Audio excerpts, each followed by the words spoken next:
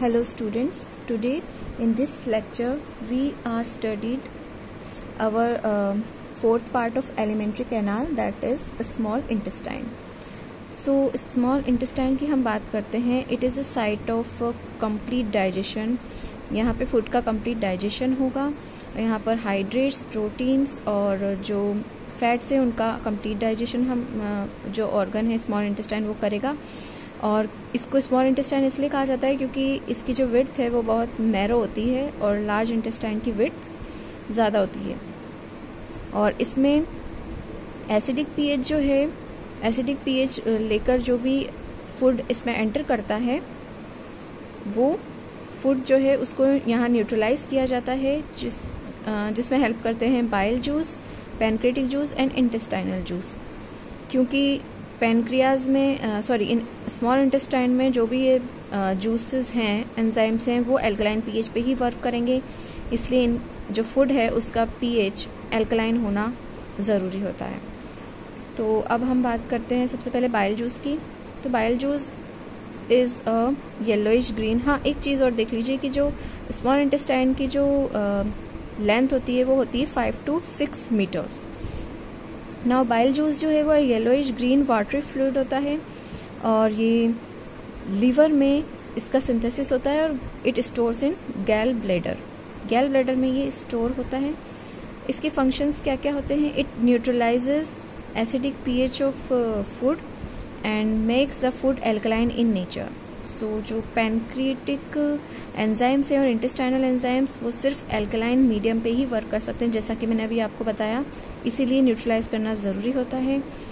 Food को alkaline बनाना important होता है.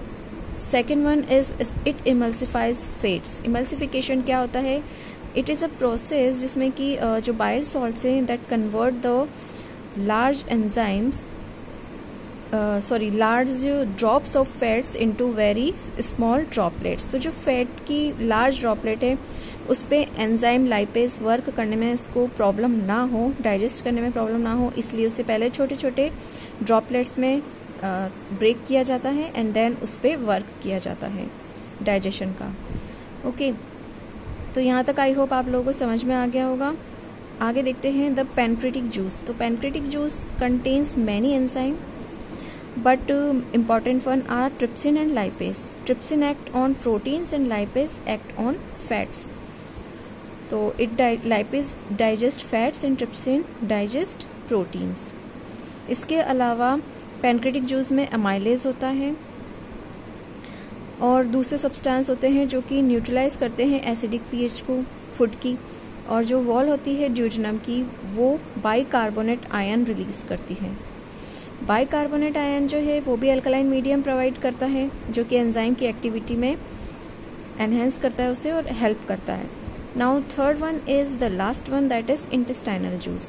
इंटेस्टाइनल जूस में जो वॉल होती है इंटेस्टाइन की उसमें कुछ ग्लैंड्स होते हैं जो सिक्रेट करते हैं इंटेस्टाइनल जूस.